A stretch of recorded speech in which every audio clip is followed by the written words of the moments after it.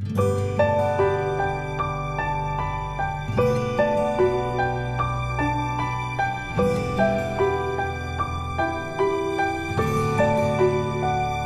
Friends, आज हम कक्षा 10वीं के विज्ञान भाग 1 प्रकरण 5 ऊष्मा का अध्ययन करेंगे।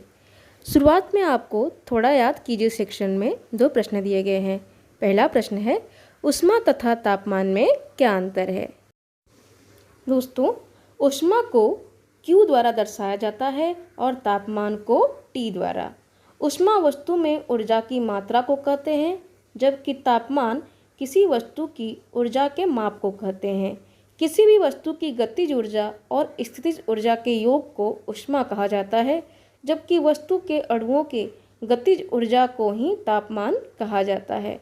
ऊष्मा की मुख्य विशेषता यह है कि यह गर्म क्षेत्र से ठंडे क्षेत्र की तरफ जाती है, जबकि तापमान वो होता है जो गर्म करने पे बढ़ता है और ठंडा होने पर कम होता है। ऊष्मा काम करने की क्षमता होती है, जबकि तापमान का उपयोग विशेष रूप से गर्मी की सीमा को मापने के लिए किया जाता है। ऊष्मा की माप की मानक इकाई जूल होती है और तापमान की मानक इकाई केल्विन है, लेकिन इसे सेल्सियस और फ़ारेनहाइट में भी मापा जा सकता है। दूसरा प्रश्न है हमारा, ऊष्मा के संचरण के कितने और कौन से प्रकार हैं। दोस्तों, ऊष्मा के एक स्थान से दूसरे स्थान तक जाने को ऊष्मा का संचरण कहते हैं। इसकी 3 विधियां हैं, चालन, संवहन एवं विकिरण। सबसे पहले हम देखते हैं चालन के बारे में। पदार्थ में ऊष्मा पदार्थ के अणुओं में गतिज ऊर्जा के रूप में रहती है। जब किसी पदार्थ में ऊष्मा बढ़ती है तो उसके अणुओं में गतिज ऊर्जा बढ़ने लगती है और पदार्थ के अणु हिलने लगते हैं। ठंडा होने पर अर्थात ऊष्मा कम होने पर पदार्थ के अणु हिलना बंद कर देते हैं। यदि पदार्थ में ऊष्मा बढ़ जाए तो यह अणु एक दूसरे से टकरा कर अपनी ऊर्जा पास के इन अणुओं को देते हैं और पास के अणु भी हिलने लगते हैं। इसे ही ऊष्मा का चालन कहते हैं। दूसरा है संवहन। किसी गैसीय अथवा तरल पदार्थ के एक भाग से दूसरे भाग की ओर उसके अणुओं द्वारा ऊष्मा के संचार को संवहन कहते हैं। यह संचार गैसीय तथा तरल पदार्थों में इसलिए होता है क्योंकि उनके अणुओं के बीच का संबंध कमजोर होता है, अतः यह प्रक्रिया ठोस पदार्थों में नहीं होती। तीसरी प्रक्रिया है विकिरण। ऊष्मा के संचरण का एक और तरीका भी है। इसमें बिना किसी भी पदार्थ की उपस्थिति के ही ऊष्मा का संचरण होता है। उदाहरण के लिए, सूर्य की ऊष्मा अंतरिक्ष के निर्वात से भी संचरित होकर धरती तक आती है।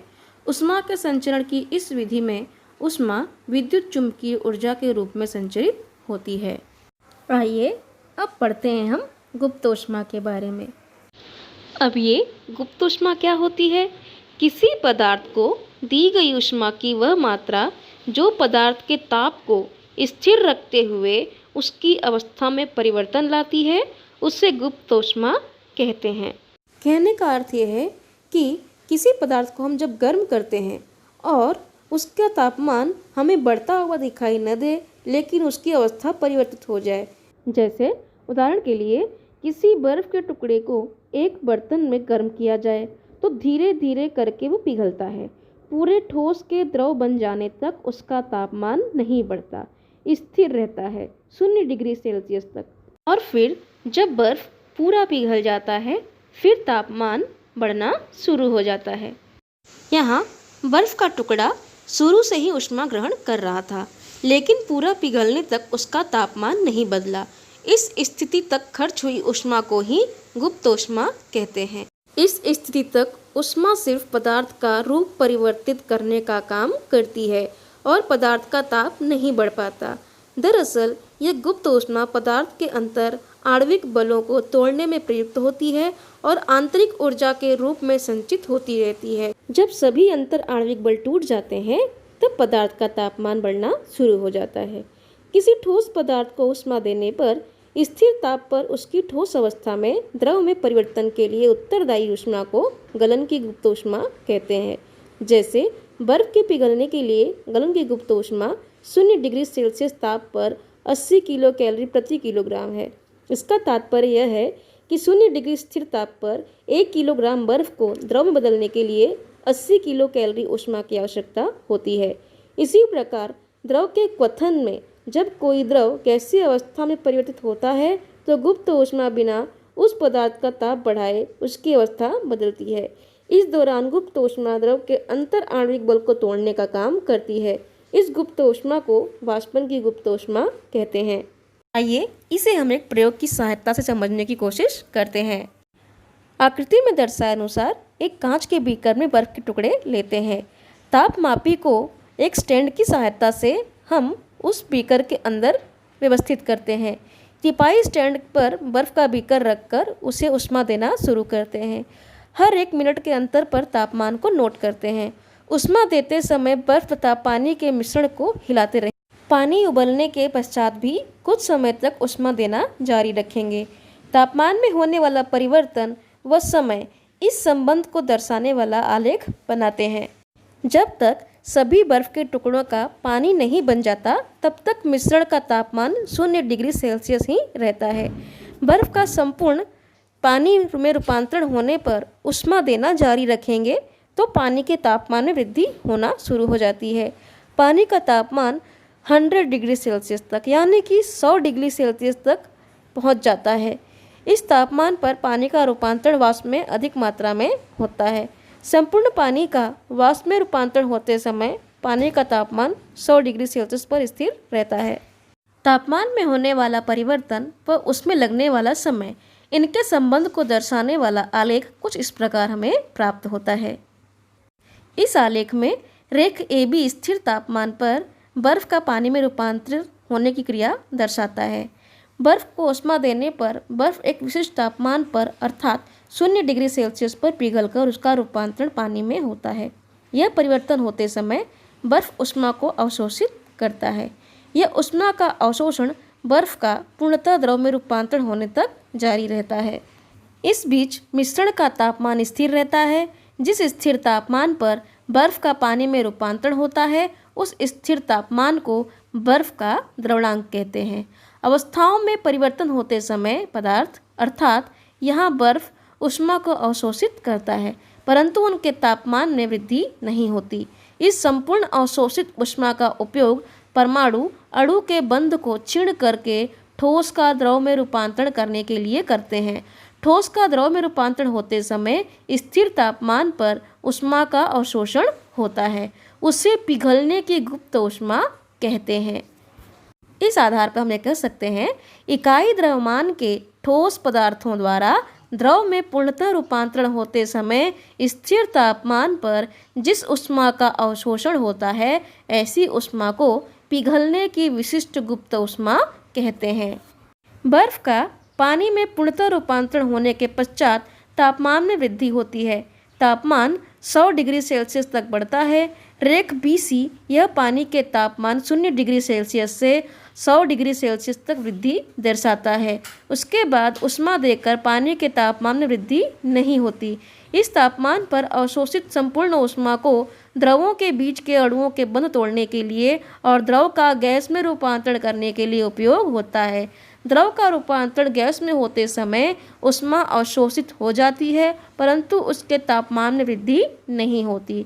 जिस स्थिर तापमान पर द्रव का रूपांतरण वायु में अर्थात गैस में होता है उस पदार्थ का क्वथनांक कहते हैं। स्थिर तापमान पर द्रव का रूपांतरण गैस में होते समय अवशोषित की गई ऊष्मा को वाष्प की गुप्त ऊष्मा कहते हैं।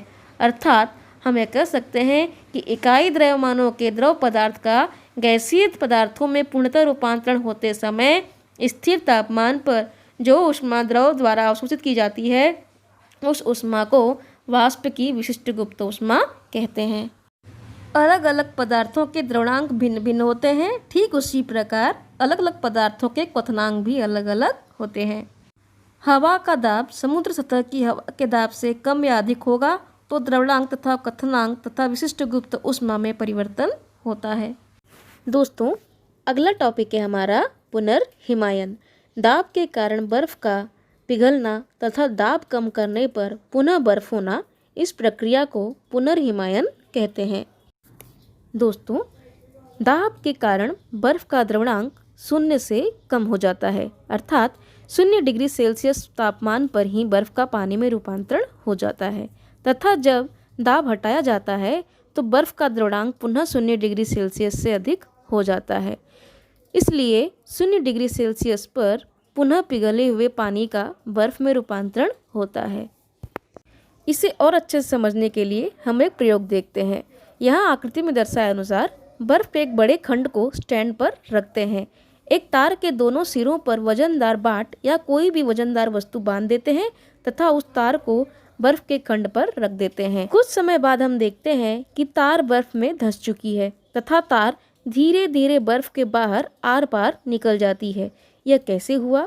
दोस्तों, जब तार खंड के ऊपर रखा गया तो तार ने बर्फ़ पर दबाव उत्पन्न किया। इस दबाव के कारण बर्फ़ का द्रवणांक 0 से कम हो जाता है और बर्फ़ वहाँ पर पिघल जाती है। ऊपर पिघले हुए बर्फ़ पर दबाव कम हो गया जिससे उसका द्रवणांक 0 से अधिक हो गया तथा आसपास के बर्फ़ का तापमान 0 होने के कारण वह पुनः बर्फ़ में रूपांतरित हो गया। इस प्रकार यह प्रक्रिया तब तक चलती है जब तक कि तार बर्फ़ के खंड से बाहर नहीं आ जाती। दोस्तों, आपने गर्मी के समय मीठे ठंडे गोले का स्वाद जरूर लिया होगा। आपने देखा होगा कि पहले बर्फ़ के टुकड़े को घस के चूरा बनाया जाता है और फिर उसे एक लकड़ी पे लपेट कर जब दबाया जाता है तो उसका गोला बन जाता है। वो चूरे आपस में कैसे चिपक जाते हैं? बिल्कुल इसी नियम द्वारा। जब चूरे को बल लगाया जाता है तो उस प्रत्येक चूड़े के ऊपर का जो पानी की सतह होती है वो पिघल जाती है और जब उसके ऊपर दाब कम किया जाता है तो वो आपस में चिपक जाते हैं क्योंकि उनका जो द्रवणांक होता है वो 0 से ऊपर चला जाता है। अगला टॉपिक है हमारा पानी का असंगत व्यवहार। सामान्यतः द्रव को सीमित तापमान तक गर्म करने पर उनका प्रसरण होता है तथा ठंडा करने से उनका संकुचन होता है, परंतु पानी विशिष्ट तथा अपवादात्मक व्यवहार दर्शाता है। 0 डिग्री सेल्सियस तापमान के पानी को गर्म करने पर 4 डिग्री सेल्सियस तापमान होने तक पानी का प्रसरण न होकर संकुचन होता है। फिर 4 डिग्री सेल्सियस पर पानी का आयतन सबसे कम होता है और 4 डिग्री सेल्सियस से अधिक तापमान में वृद्धि करने पर पानी का आयतन बढ़ता जाता है। 0 डिग्री सेल्सियस से 4 डिग्री सेल्सियस इस तापमान के बीच होने वाले पानी के इस व्यवहार को पानी का असंगत व्यवहार कहते हैं। 1 किलोग्राम द्रव्यमान के पानी को 0 डिग्री सेल्सियस से उष्मा देकर तापमान तथा आयतन नोट करके आलेख बनाने पर संलग्न आकृति में दर्शाए अनुसार वक्र प्राप्त होता है। इस वक्र आलेख से यह स्पष्ट होता है कि 0 डिग्री सेल्सियस से 4 डिग्री सेल्सियस तक पानी का तापमान बढ़ने से उसका आयतन बढ़ने के बजाय कम होता है। 4 डिग्री सेल्सियस पर पानी का आयतन सबसे कम होता है, अर्थात पानी का घनत्व 4 डिग्री सेल्सियस पर सबसे अधिक होता है। पानी के असंगत व्यवहार को होप के उपकरण द्वारा हम और अच्छे से समझ सकते हैं। पानी के असंगत व्यवहार का अध्ययन होप के उपकरण की सहायता से कर सकते हैं। होप के उपकरण में धातु के एक ऊंचे पात्र में बीचों बीच एक फैला हुआ गोलाकार पात्र जुड़ा होता है। ऊंचे पात्र में गोलाकार फैले हुए पात्र के ऊपर T2 और नीचे T1 तापमापी जोड़ने की सुविधा होती है। ऊंचे पात्र में पानी भरा जाता है तो फैले हुए पात्र में बर्फ और नमक का मिश्रण भरा जाता है। असंगत व्यवहार का अध्ययन करते समय हर 30 सेकंड के बाद T1 तथा T2 तापमापी से दर्शाए तापमान को नोट किया जाता है। तापमान y अक्ष पर और समय x अक्ष पर लेकर आलेख बना सकते हैं। आलेख से यह स्पष्ट होता है कि आरंभ में दोनों तापमापी समान तापमान दर्शाते हैं, परंतु इसके पश्चात नीचे के तापमापी T1 का तापमान तीव्र गति से कम होता है, T2 का तापमान तुलना में धीरे धीरे कम होता है। ऊंचे पात्र के निचले भाग के पानी का तापमान 4 डिग्री सेल्सियस तक पहुंचते ही वह कुछ समय के लिए करीब करीब स्थिर रहता है और ऊपर के भाग के पानी का तापमान धीरे धीरे 4 डिग्री सेल्सियस तक कम होता है। इस कारण एक ही समय में T1 तथा T2 दोनों का तापमान 4 डिग्री सेल्सियस तक पहुंच जाता है। इसके पश्चात मात्र T2 का तापमान तीव्र गति से कम होने के कारण ऊपर का तापमापी T2 सबसे पहले 0 डिग्री सेल्सियस तापमान दिखाता है तत्पश्चात नीचे का तापमापी T1 0 डिग्री सेल्सियस तापमान दर्शाता है। आलेख पर दोनों वक्रों का प्रतिच्छेदन बिंदु महत्तम घनत्व का तापमान दर्शाता है। प्रारंभ में ऊंचे पात्र के मध्य भाग के पानी का तापमान उसके आसपास के हिम मिश्रण के कारण कम होता है। उस पात्र के मध्य भाग के पानी का तापमान कम हो जाने के कारण उसका घनत्व बढ़ता है। परिणाम स्वरूप अधिक घनत्व वाला पानी नीचे जाता है। इस कारण नीचे वाले भाग के पानी का तापमान T1 प्रारंभ में तीव्र गति से कम होता है। इस पात्र के निचले भाग का तापमान जब 4 डिग्री सेल्सियस होता है तब उस पानी का घनत्व महत्तम होता है। पात्र के मध्य भाग के पानी का तापमान 4 डिग्री सेल्सियस की अपेक्षा कम होता है तब उसका प्रसरण होता है, अतः उसका घनत्व कम होता है और वह तल की ओर न जाते हुए ऊपर के भाग की ओर जाने लगता है। इस कारण ऊपर के भाग के पानी का तापमान तीव्र गति से कम होता है। वह क्रमशः 0 डिग्री सेल्सियस तक कम होता रहता है, परंतु तल के पानी का तापमान 4 डिग्री सेल्सियस पर कुछ समय तक स्थिर रहता है और बाद में वह 0 डिग्री सेल्सियस तक कम होता है। तो दोस्तों, यह था हमारा पानी के असंगत व्यवहार से संबंधित प्रयोग। आगे थोड़ा सोचिए, में आपको प्रश्न दिया गया है, शीत प्रदेशों में वायुमंडल का तापमान 0 डिग्री सेल्सियस या उससे कम होने पर भी वहाँ के जलचर जीवित कैसे रहते हैं। दोस्तों, ठंड के मौसम में शीत प्रदेशों का तापमान 0 डिग्री सेल्सियस के नीचे चला जाता है। ठंड के बढ़ने के कारण तालाब व नदियों के सतह का पानी सिकुड़ने लगता है, जिससे उसका घनत्व बढ़ जाता है तथा वह नीचे जाने लगते हैं। यह प्रक्रिया तब तक चलती है जब तक पूरे झील या तालाब का पानी 4 डिग्री सेल्सियस तक नहीं पहुंच जाता। 4 डिग्री सेल्सियस के नीचे तापमान पहुंचते ही पानी के असंगत व्यवहार के कारण पानी का प्रसरण होना शुरू हो जाता है। तब पानी का घनत्व कम हो जाता है तथा वह हल्का होकर ऊपर की सतह पर चला जाता है तथा 0 डिग्री सेल्सियस तक तापमान पहुंच जाने पर सतह का पानी बर्फ में रूपांतरित हो जाता है, लेकिन नीचे का पानी 4 डिग्री सेल्सियस तक ही सीमित रहता है। बर्फ ऊष्मा का सुचालक नहीं है, इसलिए बर्फ के नीचे के पानी का तापमान बाहर नहीं निकल पाता तथा पानी बर्फ में रूपांतरित नहीं हो पाता। इस कारण से शीत प्रदेशों में पानी के नीचे रहने वाले जलचर उसमें जीवित रहते हैं। दूसरा प्रश्न है, शीत प्रदेशों में सर्दियों के समय में पानी ले जाने वाले नल फट जाते हैं और चट्टानों में दरारें पड़ जाती हैं।